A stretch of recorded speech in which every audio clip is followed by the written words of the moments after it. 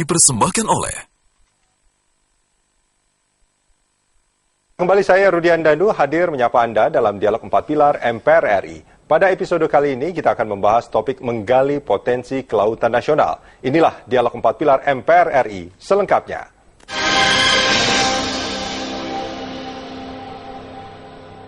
Indonesia adalah negara bahari dan kepulauan terbesar di dunia. Indonesia begitu kaya akan potensi kelautan, namun sayang, bangsa ini belum mampu memanfaatkan secara maksimal potensi yang ada.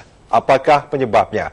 Untuk membahasnya lebih lanjut di studio telah hadir pimpinan fraksi PAN, Viva Yoga Mauladi.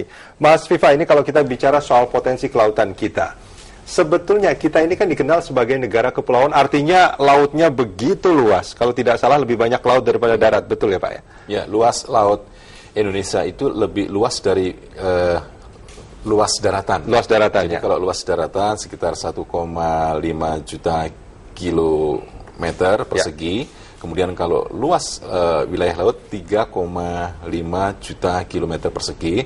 Jadi bisa diartikan bahwa luas wilayah laut itu adalah 65% dari total luas wilayah Indonesia. Nah, kalau kita melihat luasan ini, mestinya kan potensinya juga luar biasa nih.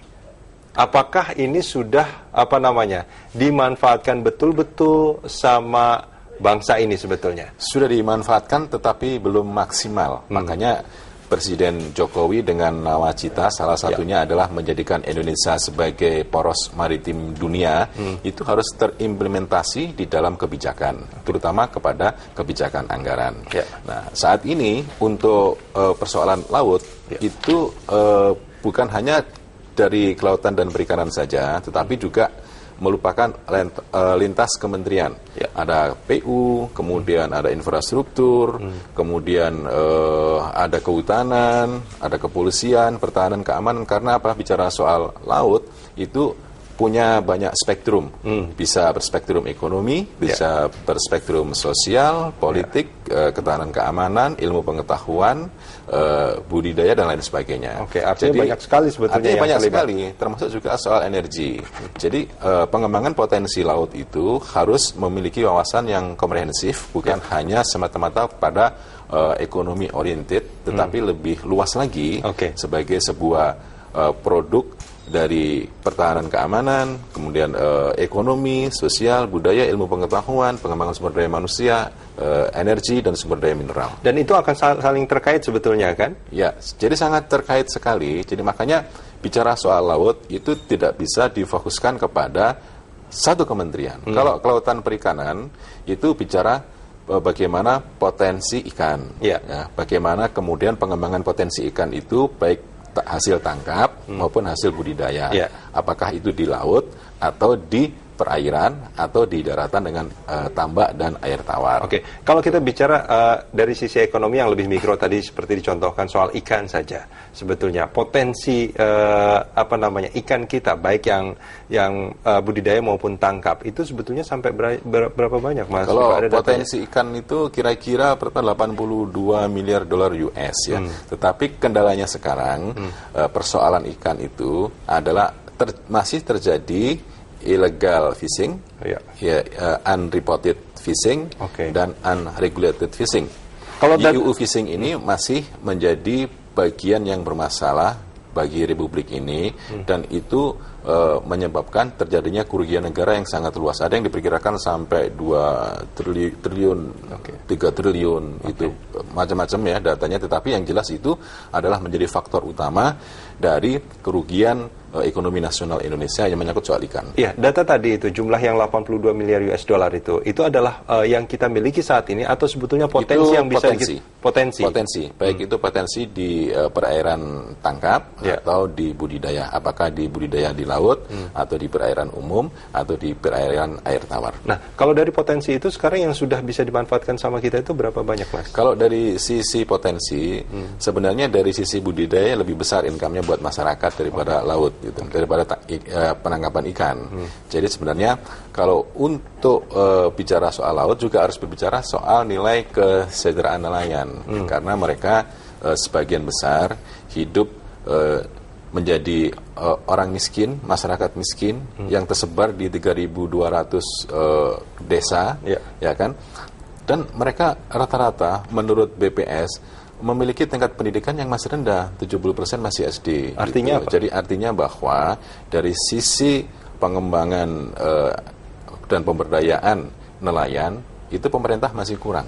Masih kurang. Jadi oleh karena itu inisiatif dari DPR itu tahun depan kita akan membuat prolegnas untuk rencana undang-undang pemberdayaan dan perlindungan nelayan, pembudidaya ikan dan petambak garam. Nah kalau kita bicara soal tadi kan tangkap itu kita bicara laut, terus budidaya itu kan termasuk yang tawar segala macam. Tadi dikatakan bahwa hasil dari budidaya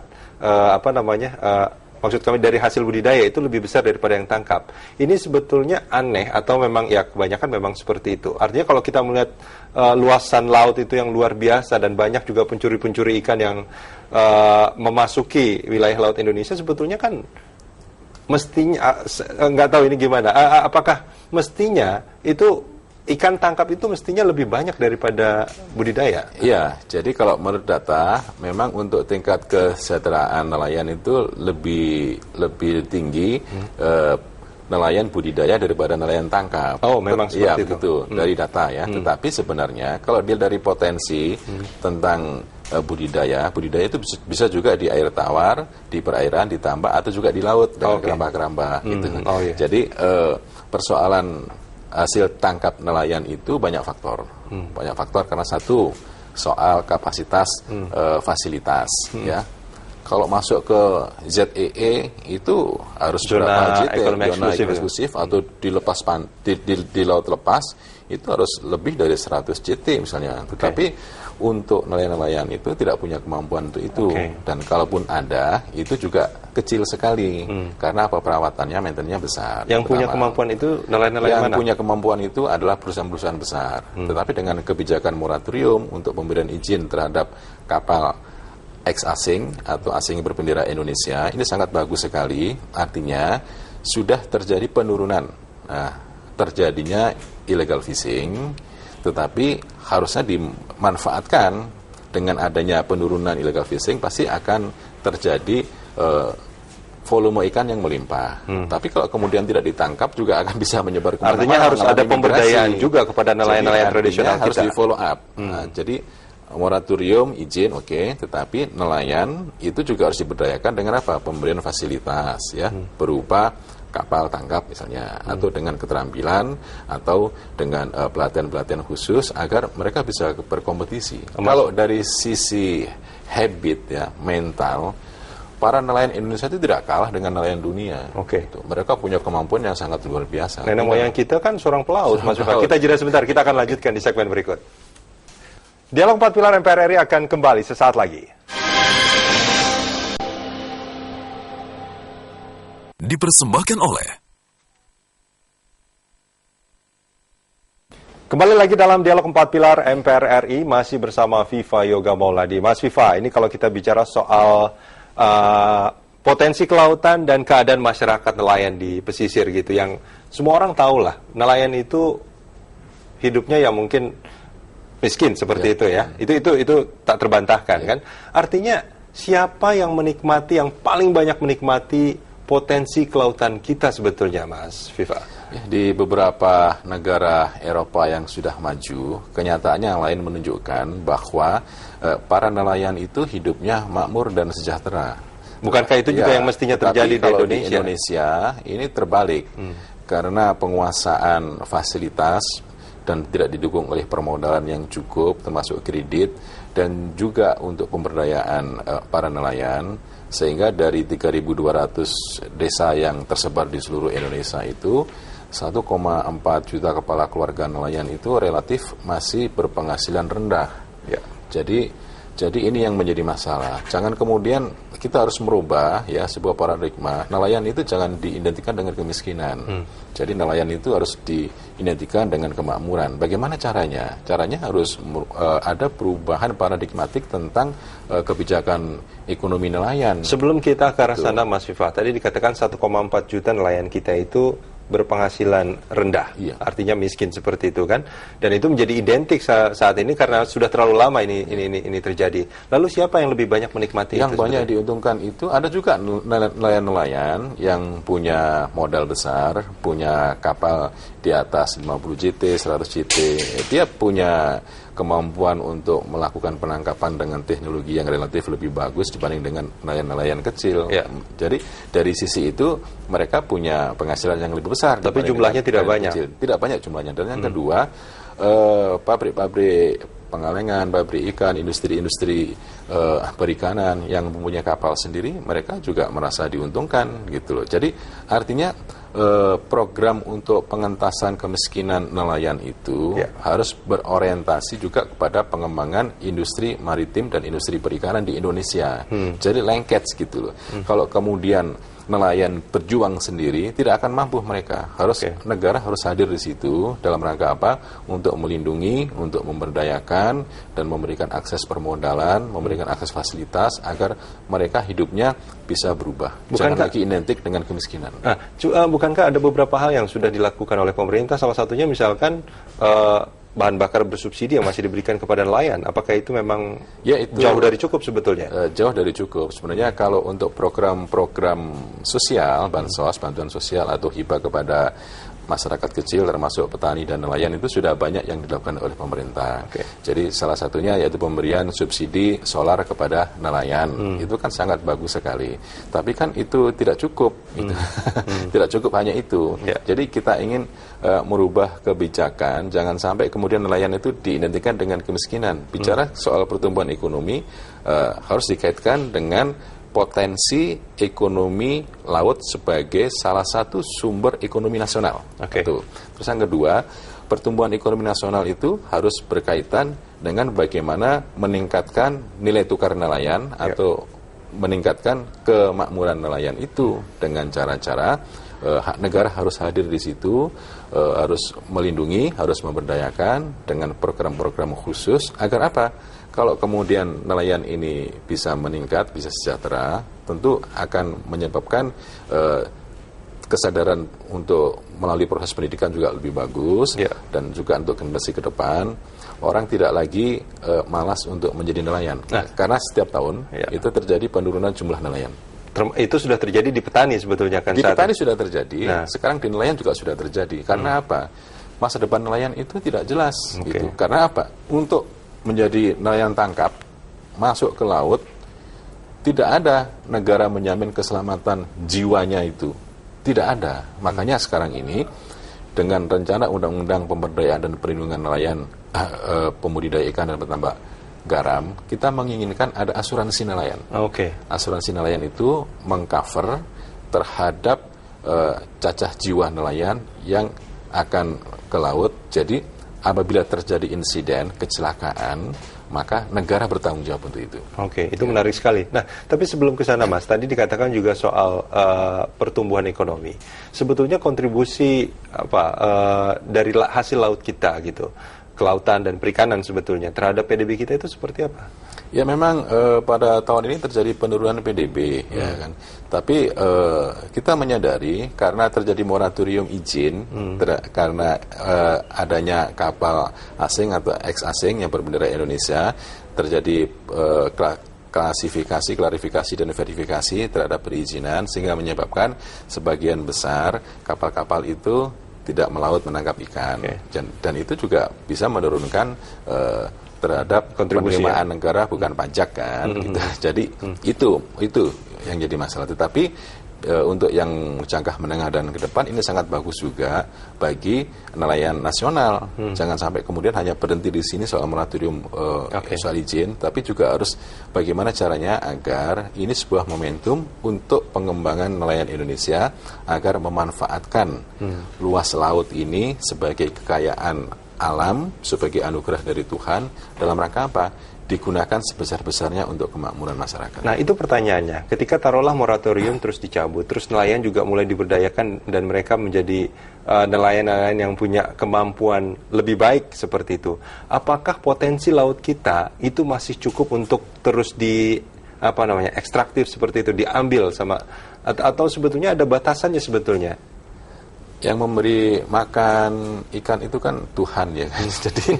Jadi nelayan tidak memberi makan ikan di laut. Nelayan itu hanya menangkap ikan. Yeah. Jadi ikan apapun jenisnya itu punya siklus hidup tersendiri. Yeah. Dan itu adalah sebagai berkah dari Tuhan yang Maha Kuasa.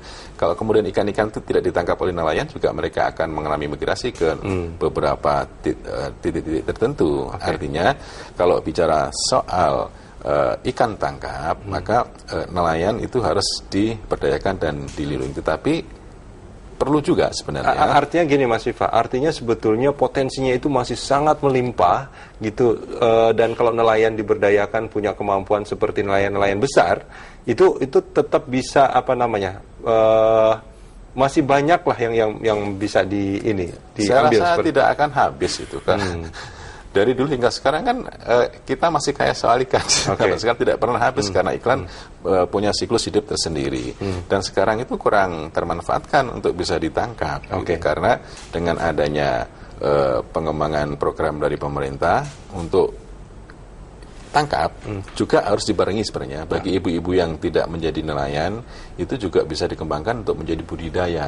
Gitu loh. Jadi ada sebuah tambahan income baru, bukan hanya masuk ke laut menangkap ikan, tetapi juga harus bergantung pada itu ya, bergantung pada alam, tapi juga harus membangun budidaya ikan, baik itu di laut, di perairan tawar atau di darat, itu untuk menambah income bagi para masyarakat nelayan. Kita jeda sebentar Mas Viva, kita lanjutkan di segmen berikut.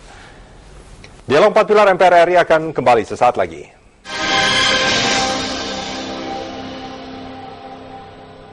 Dipersembahkan oleh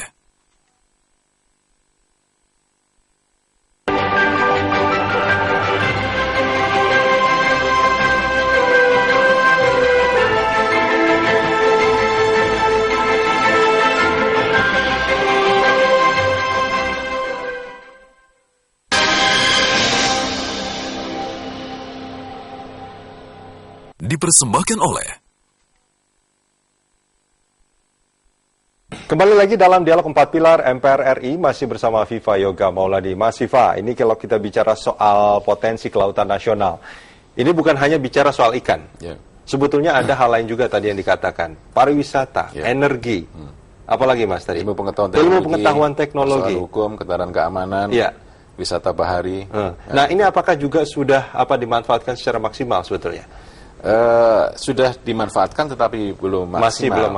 Belum maksimal. Artinya di semua sektor ini masih belum maksimal. Di semua kementerian lembaga saya rasa masih bisa ditingkatkan lagi kalau menurut saya. Jadi kita punya semangat untuk memanfaatkan potensi dan kekayaan kelautan dan perikanan ini sebagai salah satu sumber ekonomi nasional gitu. Nah, ini dan itu bukan hanya bergantung pada ikan tadi ya. Bukan hanya bergantung pada ikan, pada energi dan sumber daya mineral, kemudian bisa memanfaatkan bioteknologinya di situ, kemudian bertindak juga sebagai pertahanan keamanan, kemudian ilmu pengetahuan, pariwisata kita juga terkenal bahari gitu. Jadi sebenarnya pengembangan potensi ekonomi itu banyak spektrum. Misalkan ke wisata bahari, kekayaan alam Indonesia panoramanya kan sangat indah, tidak kalah dengan negara-negara yang lain gitu. Tapi kan harus membutuhkan sebuah transportasi tol laut yang sangat bagus, yang terintegrasi. Karena tol laut itu di samping juga untuk konektivitas ekonomi, juga untuk konektivitas bangsa dalam rangka untuk meningkatkan integrasi nasional sebenarnya gitu kan. Nah, dampaknya itu akan berimbas kepada peningkatan kualitas terhadap pengembangan wisata bahari gitu. Kemudian yang kedua juga yang kurang serius lagi itu adalah persoalan bagaimana pengembangan ilmu pengetahuan di kelautan. Contohnya? Dalam hal penelitian tentang biota-biota laut, kemudian sumber energi yang ada di laut. Itu jadi sebenarnya kan masih banyak sekali potensi yang diberikan secara gratis dari Tuhan Yang Maha Kuasa kepada masyarakat Indonesia. Nah, ini kalau kita bicara soal itu tadi, ada banyak hal, ada energi, ilmu pengetahuan dan teknologi, ada wisata segala macam, tapi kan harapannya semua sektor ini juga bisa berdampak positif pada masyarakat pesisir tentunya. Betul. Apakah itu bisa mungkin mereka dilibatkan atau bagaimana supaya mereka juga bisa mendapatkan benefit dari itu? Saya sangat yakin sekali kalau kemudian masyarakat pesisir dan pulau-pulau kecil itu dilibatkan, mereka itu pasti mempunyai local wisdom sendiri yang bertugas untuk melindungi, menjaga, merawat, melestarikan alam sekitarnya. Mereka punya kemampuan dan punya kesadaran local wisdom itu. Nah, yang kedua, tinggal memanfaatkan local wisdom itu dalam rangka pengembangan ekonomi keracyatannya. Bagaimana supaya nelayan itu dilibatkan dalam seluruh proses dan spektrum yang ada itu dalam rangka apa? Untuk peningkatan kemakmuran. Jadi tidak hanya terfokus sumber nafkahnya pada hasil tangkapan ikan, tetapi yang lebih jauh lagi juga membuat sebuah kebijakan perubahan yang paradigmatik, bagaimana juga dari budidayanya, kemudian cara berpikirnya untuk pengembangan ekowisata, bahari dan lain sebagainya. Nah, ini kan menarik sebetulnya. Kalau dari semangat, dari niat, memang kita melihat pemerintahan yang saat ini ada, gitu. Tapi apakah proses ke arah sana itu sudah dikerjakan sebetulnya, Mas Vika? Ya, sedang dikerjakan. Jadi dengan konsep untuk peningkatan infrastruktur baik di darat dan di laut ini kan sangat bagus sekali dalam rangka apa? Misalkan di laut, pengembangan Indonesia sebagai poros maritim dunia dengan meningkatkan pembangunan sektor-sektor kelautan yang berbasis laut itu juga bisa memberikan sebuah added value terhadap peningkatan kesejahteraan nelayan terutama yang ada di pesisir dan pulau-pulau kecil.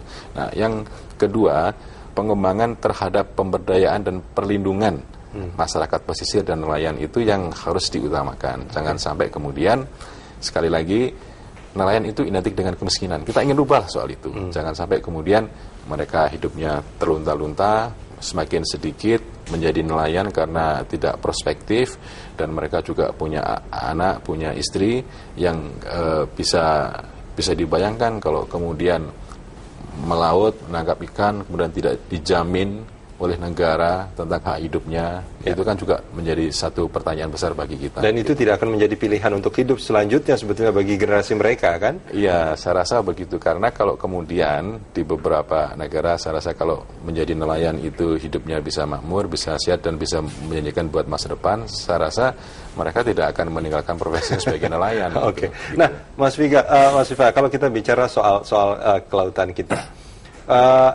juga ada masalah soal perbatasan sebetulnya, apalagi dengan negara serumpun Malaysia itu kan di Natuna misalkan gitu. Nah, ini bagaimana sebetulnya proses yang harus kita lakukan supaya betul-betul bisa menegaskan bahwa ini wilayah kita, yang sebelah sana wilayah Anda. Ya, sudah ada UNCLOS tahun 92 yang perjanjian yang ketiga itu sudah ditegaskan tentang tambahan ZEE dan laut lepas. Jadi sebenarnya untuk wilayah perairan perbatasan itu harus diselesaikan oleh pemerintah Indonesia dengan negara-negara tetangga.